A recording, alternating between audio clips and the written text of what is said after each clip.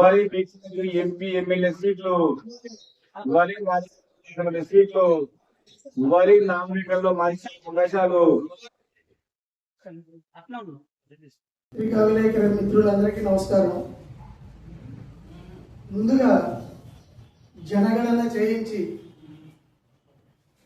ఆ యొక్క నివేదికను పబ్లిక్ డొమైన్లో పెట్టించి ప్రతి ఒక్కరి జాతకాలను బయటపెట్టిన ముఖ్యమంత్రి మా మాదిగల పెద్దన్న రేవంత్ రెడ్డి గారికి పాదాభివందనం చేస్తున్నాం.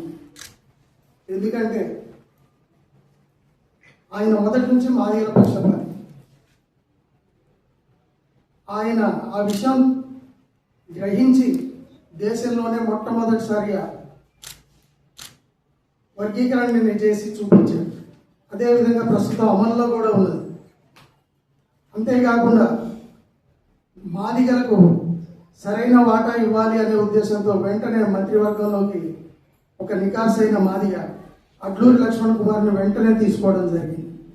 అదేవిధంగా ఆయన ప్రతి సభలోనూ నేను మాదిగలకి సోదరుడు లాంటి వాడిని, వారి నా కుటుంబ సభ్యులని ఎన్నో సందర్భాల్లో తెలియజేయడం జరిగింది.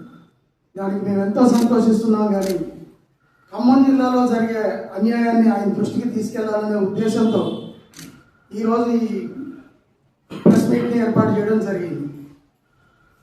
ఆల్రెడీ పెద్దన్న ప్రేమతిరావు అన్న, మన భరత్ అన్న, ముత్తయ్య అన్న అందరూ చెప్పారు, మైసయ్య అన్న అందరూ చెప్పారు.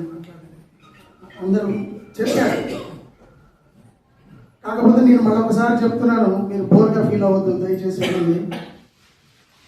తెలంగాణలోనే అతిపెద్ద కులం మాదిగ కులం. 36 లక్షల చిల్లర, దగ్గర 37 లక్షలు. దరిదాపుగా మాదిగ ఉప కులాలతో కలుపుకుంటే 40 లక్షల వరకు ఉన్నారు. కానీ ఇక్కడ ఏం జరుగుతుంది? అదేవిధంగా ఖమ్మం జిల్లా ఉంది.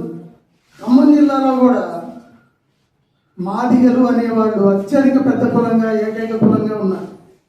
మాదిగలు 2 లక్షల పైచిలుకు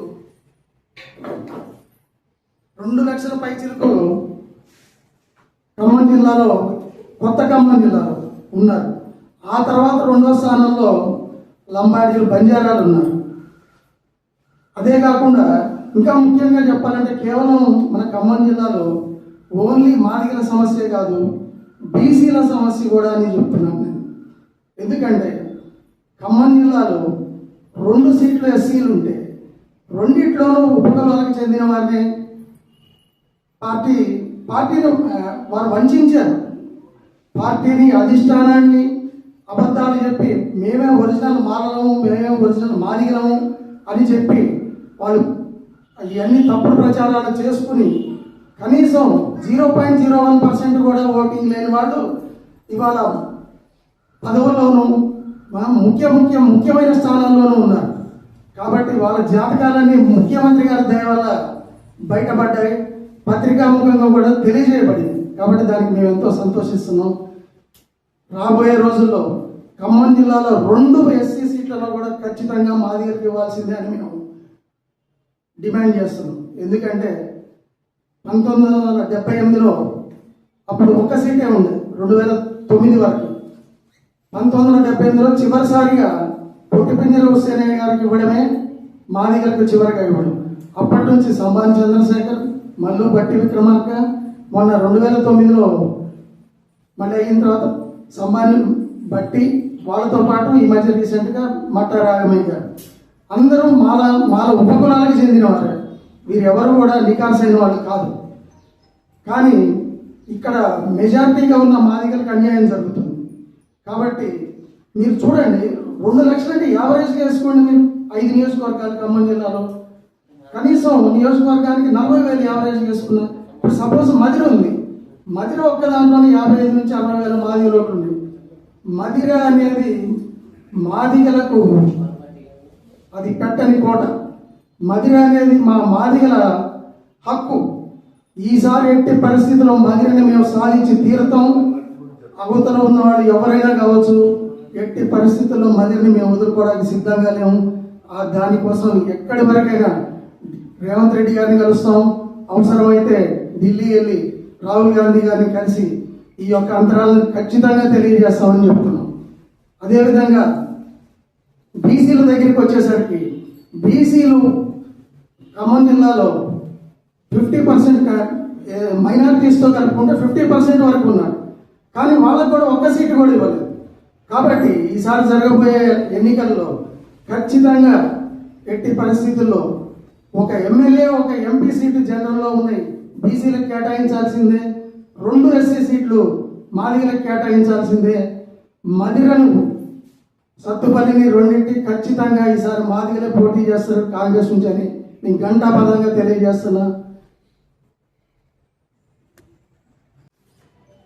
కాంగ్రెస్ పార్టీ ఇవాళ బ్రతికి బట్ట కడుతుందంటే కేవలం మాదిగ ఓట్లే అని అందరికీ తెలుసు.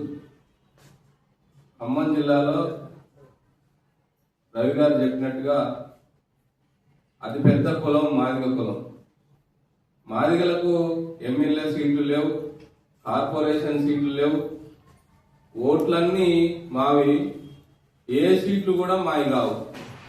అందుకే గతంలో కాంగ్రెస్ పార్టీ కార్యాలయం ముందు కార్యాలయానికి రక్తాక్షరాలతో దిద్ది మాదిగలకు మదిర సీటు ఇవ్వాలని, లేకపోతే పార్టీ నష్టపోతుందని ఆందోళన చేస్తే స్వయంగా సోనియా గాంధీ గారు రాజశేఖర రెడ్డి గారికి ఫోన్ చేసి పిలిపించి మాదిగలకు ఏదో అన్యాయం జరుగుతుందట ఒకసారి పిలవన్నానంటే మమ్మల్ని అందరినీ ఇక్కడ మాదిగ కమ్యూనిటీ ఉన్న ముఖ్యమైన నాయకులందరినీ పిలిచి కేవీ రామచంద్రరావు గారు, రాజశేఖర రెడ్డి గారు అందరు పిలిచి ఈసారి వచ్చే నామినేటెడ్ ఎమ్మెల్సీ పోస్టు ఖచ్చితంగా ఖమ్మం జిల్లాకు ఇస్తామని హామీ ఇచ్చారు. దురదృష్టవశాత్తు రాజశేఖర రెడ్డి గారు చనిపోయారు. ఆయన చనిపోయిన తర్వాత అసలు ఖమ్మం జిల్లాలో మాదిగల గురించి పట్టించుకున్న కాంగ్రెస్ నాయకులే లేదు.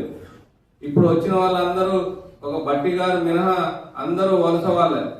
మరి ఉంటారో పోతారో తెలియదు కానీ ఉన్నంతసేపు అయినా మరి మాదిగల ఓట్లతో గెలిచి ఇవాళ ఈ జిల్లాకు ఒక పేరుంది. ఇదేదో ఒక కులానికి సంబంధించిందనో ఇంకో కులానికి సంబంధించిందో కాదు. ఈ జిల్లా మాదిగల జిల్లా, ఇది ఖమ్మం జిల్లా మాదిగల జిల్లా. అందుకే ప్రతి కార్పొరేషన్ ఏ పోస్ట్ వచ్చినా రవి గారు చెప్పినట్టుగా 10 నుంచి 15% మాదిగలకు సీట్లు కేటాయించిన తర్వాతనే మిగతా కులాలకు ఆ జనాభా దామాషా ప్రకారం వాళ్ళకు కూడా సామాజిక న్యాయం చేయాలని మేము డిమాండ్ చేస్తా ఉన్నాం. లేని వల్ల రాహుల్ గాంధీ గారిని కలిసి అదేవిధంగా అధిష్టానానికి అందరికి కలిసి విజ్ఞప్తి చేసి సామాజిక న్యాయం కోసం పోరాటం చేస్తామని హెచ్చరిస్తా ఉన్నాం.